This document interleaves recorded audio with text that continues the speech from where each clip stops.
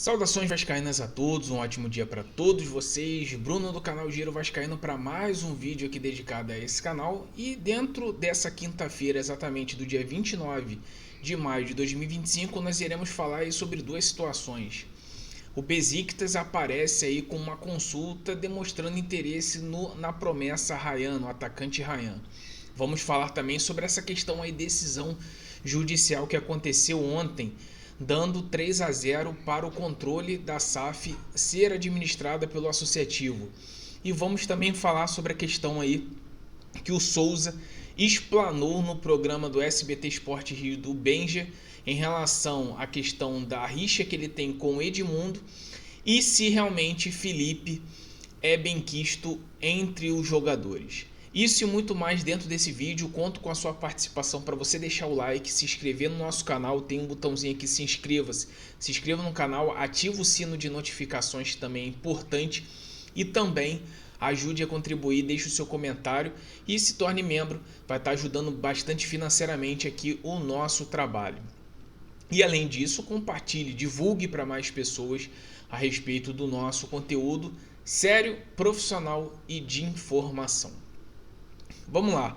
O Vasco se prepara para enfrentar o Bragantino sábado, muito também por conta da vitória expressiva contra o Melgar na Sul-Americana, 3-0, e agora o Vasco cria o foco com esse jogo do Bragantino para tentar subir na tabela.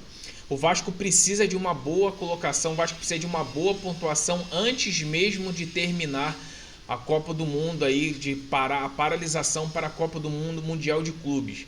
Então o Vasco é importante essa vitória em casa, até porque o Vasco dentro da temporada do Campeonato Brasileiro só conseguiu vencer em São Januário, venceu o Santos e venceu o Sport, então venceu o Fortaleza também, então é uma vitória importante que consegue subir ali mais alguns degraus para fugir um pouco da zona do rebaixamento, até porque o Vasco está em 15º colocado no Campeonato Brasileiro. E a princípio o Diniz não deve fazer muitas mudanças. Aparentemente o Lucas Freitas parece que tomou a vaga de novo do Luiz Gustavo. Eu não gosto desse jogador, prefiro o Luiz Gustavo, e ele estava jogando muito bem. Inclusive na derrota para o Sub-20 ontem, o Luiz Gustavo foi titular contra o Bragantino, então dá para perceber que realmente o Luiz Gustavo voltou para a base. Isso para mim é um erro, porque é um jogador que poderia ser muito mais aprimorado ali nos profissionais, e estão colocando ele de novo para o Sub-20. Enfim, o Diniz deixou claro que gosta também do estilo de jogo do Lucas Freitas, então ele possivelmente deve ser titular aí junto com o João Vitor. De antemão, aparentemente vai ser o mesmo time. O que se coloca muito é a questão de elogios à nossa promessa, o Ryan. E isso vem colocando muita prova no dia a dia sobre o trabalho do Fernando Diniz. Inclusive falando aí a respeito do trabalho do Fernando Diniz num centro de treinamento Moacir Barbosa, teve um momento que o Fernando Diniz deu um esporro no Ryan, falando assim: não toque para trás, vá em frente, seja audacioso, vá ao ataque. E é isso que tem que acontecer mesmo. Jogador da base tem que, não só jogador da base, mas jogadores profissionais tem que parar com ficar dando esse toquezinho para trás. Se você tem a probabilidade de você atacar, vá. Se você vai errar ou não, isso aí faz parte do jogo. Agora ficar tendo aquela posse de bola marota que só é do meio para trás, não adianta absolutamente nada. E o Fernando Diniz está sendo crucial para o desenvolvimento do Ryan. Inclusive, com esse desenvolvimento, equipes lá de fora da Europa demonstram interesse no jogador. O Besiktas consultou o Vasco a respeito de uma possível proposta para essa promessa, mas o Vasco vai debater, vai discutir e não aceita negociar por menos de 100 milhões de reais. É lógico que a gente havia falado há um tempo atrás que o Ryan havia renovado o seu contrato com a diretoria do Vasco muito por conta de valorizar o seu passe e o Vasco conseguir vender esse ativo. Acho dificilmente que, se ele performar desse jeito aí, continuar nessa constância e até evoluir, acho muito difícil o Vasco conseguir segurar ele até o final do ano. Porque, como a gente sempre diz, o Vasco tem pouco dinheiro, a diretoria não busca financeiramente outros recursos, então qualquer tipo de jogador ativo, que é da promessa, que é da base, vai precisar ser valorizado, vai precisar ser vendido. Junto com isso, vai depender muito da questão aí desse possível investidor, se vai aparecer ou não sobre a questão aí da situação da liminar aí que deu favorável ao associativo em relação a 777. Enfim, o Ryan vai receber muitas consultas em relação a vários clubes, então vamos aguardar o que pode nos preservar em relação a esse garoto, mas espero que ele realmente consiga se valorizar e que o Vasco também não venda ele a preço de banana. Não adianta o garoto se valorizar, qualquer proposta, qualquer merreca de dinheiro, o Vasco vai lá e doa o garoto para outro clube.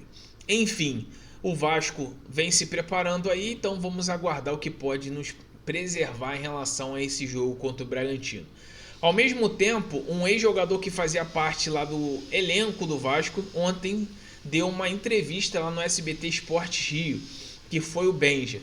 O Souza, ex-volante que veio naquela condição ali de uma indicação do Coutinho, falou ontem a respeito ali sobre as situações do Vasco. Inclusive ele deu uma cutucada mais uma vez em relação ao Edmundo, falando que o Edmundo foi o principal responsável pela queda de 2008, colocando assim uma responsabilidade no Edmundo. Ficou claro essa rixa entre os dois, e o Edmundo sempre declarou isso. Eu não sei por que o Souza tinha medo de declarar isso, porque no futebol é isso, a rivalidade, você não gostar da pessoa, isso é válido, e você se omitir a determinadas coisas, eu não sei por quê. Porque quando você tem um problema com uma pessoa, e mesmo que você seja público ou não, você tem que expor, ainda mais que o Edmundo expôs isso. E eu acho que um dos motivos de o início desse racha entre Pedrinho e Edmundo foi muito por conta da contratação do Souza e do Alex Teixeira.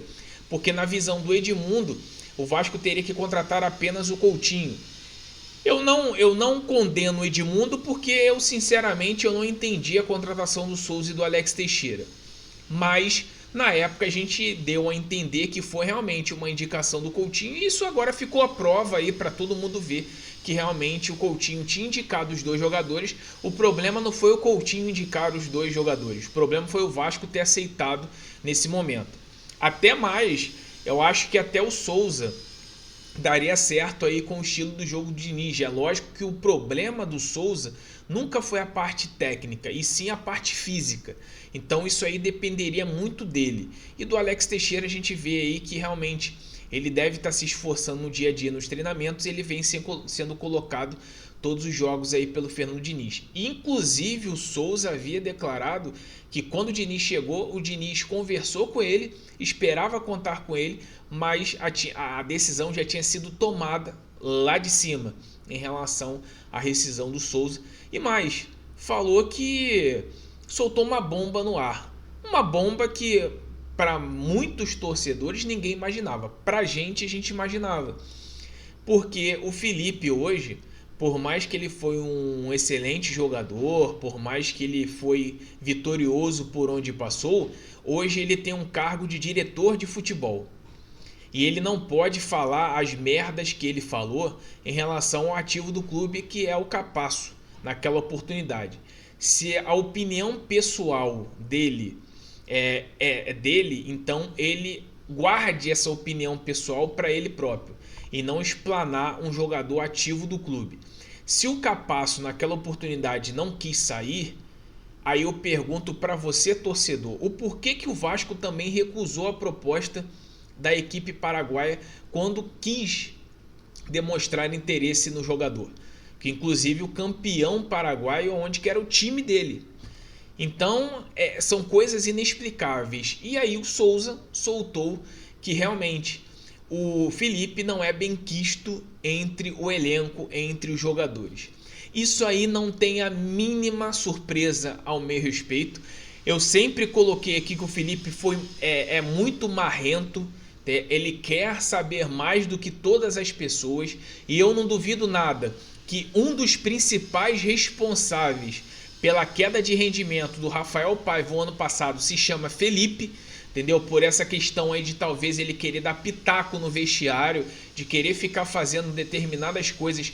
Ficou nítido que com o mesmo elenco, com os mesmos jogadores, naqueles 3 jogos finais que o Felipe estava no comando do clube, o time mudou da água para o vinho.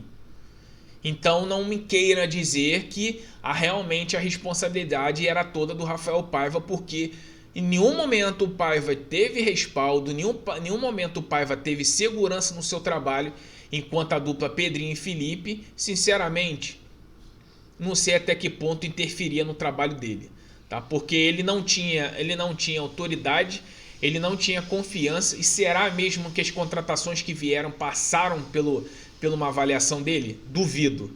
Porque se realmente ele pedir Maxi Domingues e Jean Davi, realmente ele nunca vai ser treinador de futebol profissional.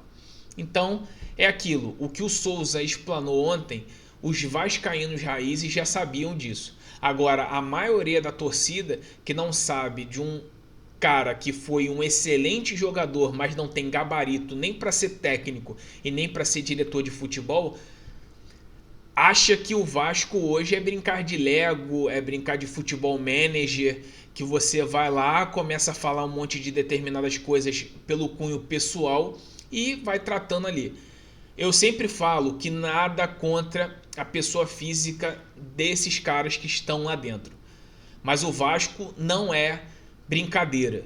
E esses caras acham que o Vasco é brincadeira. Então, quanto esses caras acharem que o Vasco é brincadeira, o Vasco vai ficar continuando nessa lama que está. Não sendo um time competitivo, não sendo um clube audacioso, não conseguindo vender seus ativos com bons valores e principalmente valorizar a sua marca, que hoje a marca do Vasco está totalmente desvalorizada. Você não vê um patrocínio grande aí com o Vasco. Chegou a Nike aí, nós não sabemos a questão dos valores, isso não foi divulgado, nós nem sabemos se isso vai ser divulgado, mas em princípio é uma marca boa, é uma marca de nome. Enfim, e cadê mais? Vai depender de quê? Vai depender de ficar procurando investidor? Então tá na hora dessa diretoria começar a buscar novos recursos, hoje que o Vasco virou SAF, que fez uma recuperação judicial para equalizar as dívidas, busque dinheiro fora, faça uma captação de recursos, trabalhe o seu marketing, usa a marca hoje, que é o grande patrocinador do Vasco, que é a sua torcida.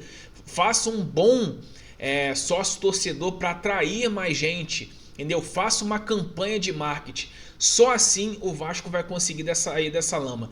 Não adianta querer achar que investidor vai trazer dinheiro, vai injetar dinheiro, porque não vai.